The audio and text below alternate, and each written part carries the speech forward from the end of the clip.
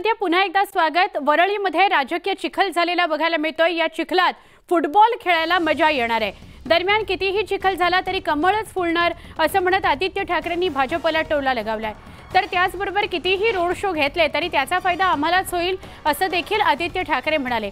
वरळीतल्या जांभोरी मैदानात पार पडलेल्या युवा चषक फुटबॉल स्पर्धेला आदित्य ठाकरे उपस्थित होते। यावेळी त्यांनी फटकेबाजी केली। चिखलात फुटबॉल खेळणं याची वेगळीच मजा आहे आणि हे तुम्ही फुटबॉल प्लेयर्सना विचारा। म्हणून जो चिखल झालेला आहे राजकीय रंग सगळं देण्याची गरज नाही, पण चिखल झाल्यावर त्याच्यात खेळायला मजा येणार आहे। सगळीकडून लोक येतात, सगळ्यांचं स्वागत करतो। काही काही मोठे लोकांनी इथे रोड शो पण करावा हे पण मी सगळ्यांना विनंती करत आहे। नक्कीच आम्हाला त्यांनी जर केलं तर आम्हाला चांगलं होतं। मैदानात मोठ्या प्रमाणात चिखल आहे, जांभोरी मैदान, तरी कमळ इथे येऊ देणार नाही। आदित्य ठाकरे घाबरून वरळीतून उभं न राहता दुसरा मतदारसंघ शोधतील असं म्हणत श्रीकांत शिंदेंनी आदित्य ठाकरेंना टोला लगावला। कल्याण छात्रे रंगमंदिरामध्ये तिसऱ्यांदा विजय झाल्यामुळे श्रीकांत शिंदेंचा सत्कार करण्याकरता राष्ट्रवादी काँग्रेसने एका कार्यक्रमाचं आयोजन केलं होतं। त्या कार्यक्रमाला उपस्थित असलेल्या श्रीकांत शिंदेंनी ही टीका केली। आता ते बघा पुढच्या वेळेस वरळीमध्ये ते उभं राहतात का नाही तोच एक मोठा प्रश्नचिन्ह आहे का दुसरा मतदारसंघ शोधतात घाबरून। यशवंतराव चव्हाण यांना भारतरत्न पुरस्कार मिळाला पाहिजे याची मागणी मी केली नाही, त्यामुळे विरोधक टीका करत असतील तर ज्यावेळी पुरस्कार मिळेल त्यावेळी कळेल। यासाठी एक समिती असते, ज्या लोकांनी राजकारणाला दिशा देण्याचं काम केले त्यांना पुरस्कार मिळाला पाहिजे। मी काही यशवंतराव चव्हाण यांचा मानसपुत्र नाही।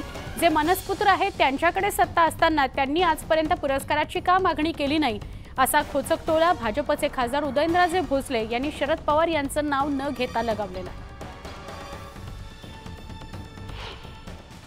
चव्हाण साहेबांच्या बाबतीत मी काय त्यांचा मानसपुत्र नाही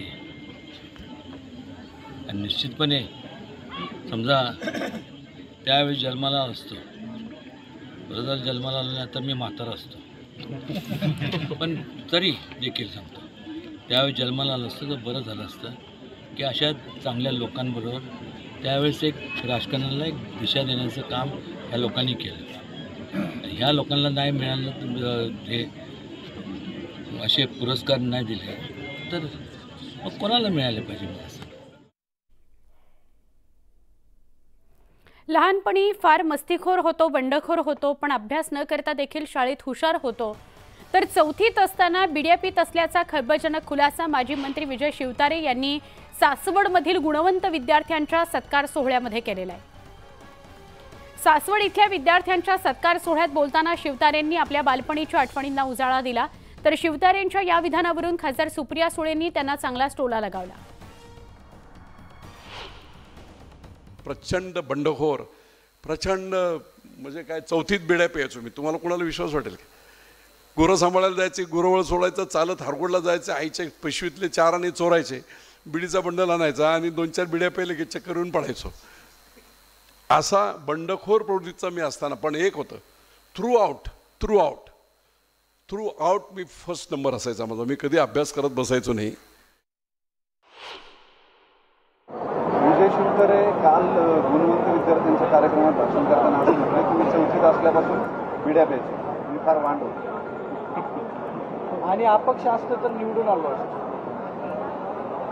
अशा गोष्टींवर काय बोलणार? मी स्वतः तंबाखू मुक्त महाराष्ट्र आणि देशात काम करते, त्यामुळे अशा गोष्टींवर काय बोलणार? No comment.